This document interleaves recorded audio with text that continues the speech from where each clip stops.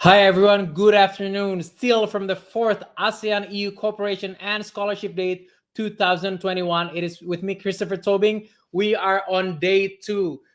I'm sure you have got amazing opportunities. You've seen all the workshops, all of the seminars that was able for you to go grab your future. Today we are at the closing ceremony, and I would like to do a special mention to ASEAN Deputy Secretary General for the ASEAN Socio-Cultural Community, His Excellency Kung Fook, and His Excellency Igor Drismans, EU Ambassador to ASEAN. Welcome and thank you for being here with us.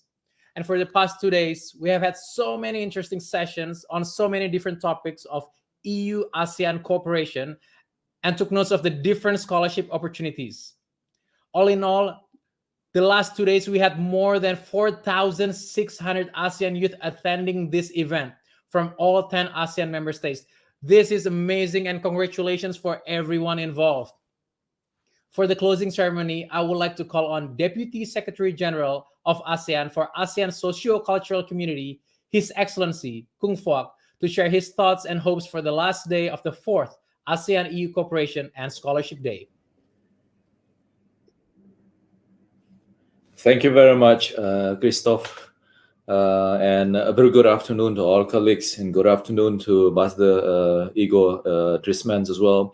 Again, thank you very much, for having me to deliver the closing remark for this very, very important event. It was ASEAN EU Scholarship and Cooperation and Scholarship Day, and I'm very happy to learn that thousands of our young people have participated in these forums. I'm sure you will benefit a lot from the sessions. Let me start by saying a few words on our cooperations. EU is one of our most comprehensive and strategic partners. We've been doing a lot of things, not just in the area of education, but we are working on some of the most challenging tasks that are not just happening in the region, but at the global levels as well. So we are working together on those issues because we believe that by working together, we can achieve a lot more, and we can see a lot of progress that are now happening in the regions and also in any part of the world as well. So let me just also to put this in context, we are now still fighting the COVID-19 pandemic. And we know that, because of the closure of school and other educational institutions, many of our young children and adults and youth, lost the opportunity to go to schools. Of course, some can still benefit from the virtual platform and all that, but we're also facing this challenge that some of the peoples are not having the opportunity to have access to all of this digital platform, which is some things that we still need to continue to work on as well. So now with this opportunity, our young people can still engage in discussions that are wide-ranging, focusing not just on education but also many other things that our young people aspire to focus on as well. I have to say is that throughout the years, and especially last year and this year, because of the virtual platform, it enables our young people to have such a conversations, and now they are more engaging on various topics, as I mentioned earlier, for example, climate change, pandemics, inequality, awareness raising, and many other ASEAN community building projects as well. Let me highlight the importance of the mobility programs, and as I mentioned earlier, the loss of educations and the loss of times, that our youth facing because of the COVID-19. It makes mobilities and the opportunity to obtain education, knowledge, and experience even more important than ever. And I have to also, let everyone know that when it comes to mobility, when it comes to providing education and skills to our young people, this is our top priority. Last year, we managed to roll out a number of key documents so that we can prepare our young people for the future of work. And this is not just limited to the fourth industrial revolution, but it is some things that we are trying to do to make sure that our young people can adapt and can also benefit from all of this emerging disruption. For example, demographic changes, the pandemic, climate change, and so on. I have to also thank the EU for supporting this program. Since 2015, we managed to have around 500 scholarships that are available to our people. And from now until the end of 2022, we are going to have another 300 scholarship. These are not just the opportunity for our young people to obtain education, skills, and experience, but it is also an opportunity for them to appreciate our diversities, our culture, our traditions, our people, our language, and so on. And I would like to also, tell everyone that because of this success, we are also hoping, to continue to do more to make sure that we can provide enough opportunity for our young people. And if everything is happening as we plan, next year we are going to also have our own ASEAN scholarship as well, and that would be an opportunity for our young people to go on, pursuing their studies in some of the university in the region at the master level. And if things are going well, and then we will continue to implement it in full scale. And I hope that through those mechanisms, through those initiatives, more and more of our young people will have the opportunity to build their skills, and not just the hard skill, but also, the skills that would allow them to thrive and advance, their careers in this uncertain and rapid changing world. So once again, I would like to thank, the EU for all the support, and the support in building educations and providing skills for our young people. This is the core work of ASEAN, and it is not just for the short term, but it is some things that will contribute to our long term, community building project as well. And with all of this, support, with all of this benefits, I'm sure our young people will be able to thrive in the next, phase of our changes at the regional level, but also at the global levels as well. So once again, thank you everyone, and thank you the EU for your support, Ambassador Igor Drisman particularly, and I wish everyone, great success in what you are planning to do in the future. Thank you very much. Back to you, Christopher. Thank you, His Excellency Kung Fak.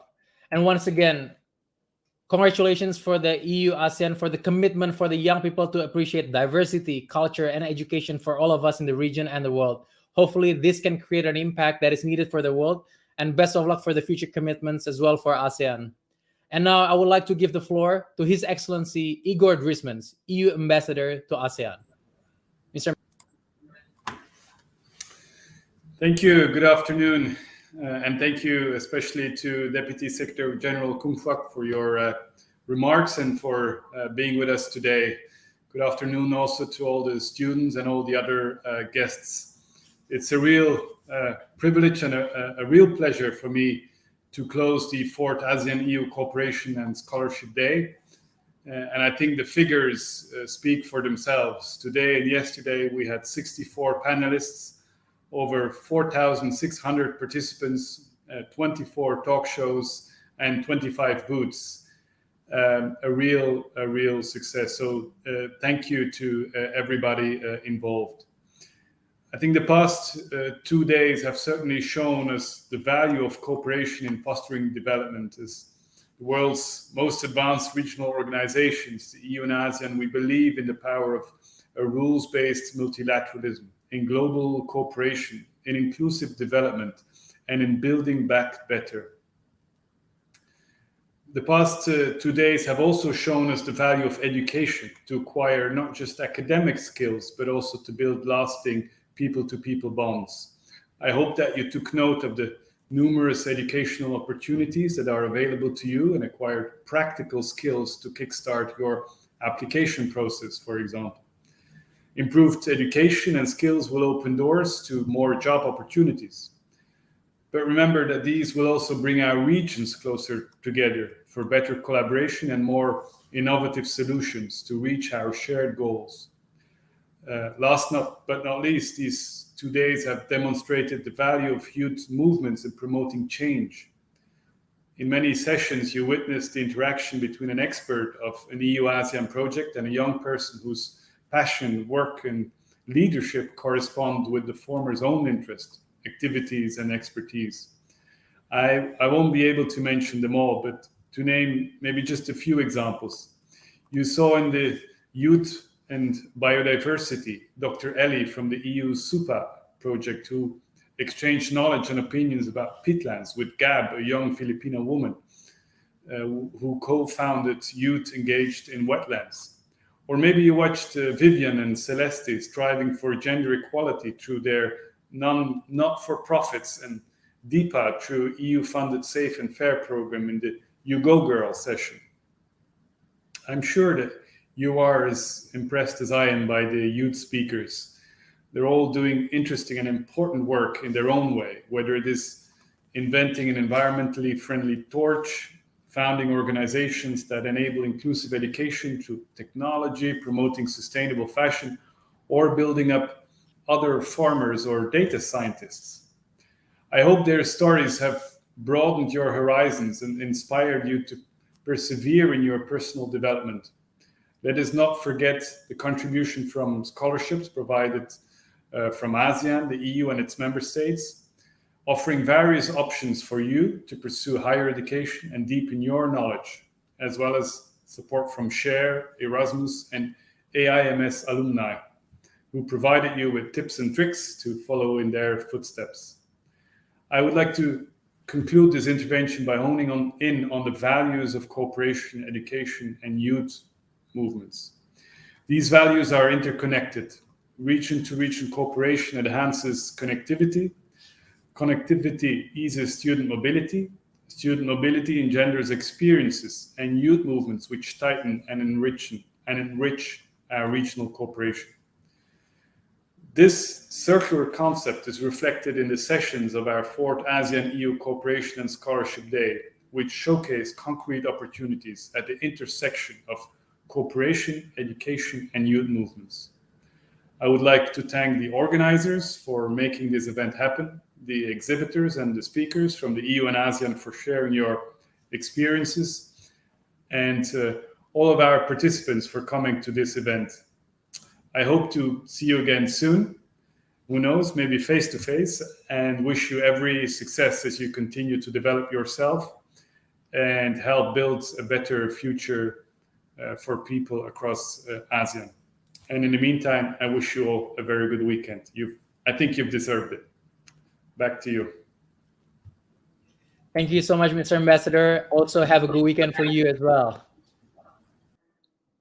And again, I would like to say my super duper congratulations for the amazing achievements of EU and ASEAN for the 64 panelists, 24 talk show, and 4,600 participants. Congratulations for everyone for the knowledge and relationship that is created for the last 2 days in the 4th ASEAN EU Cooperation and Scholarship Day 2021. We would like to remind everyone here, all the participants, to follow @EU in ASEAN social media channels to see if the photos, video you took at the Voice of Booth is posted, because if it is posted, you will get a surprise hamper from us.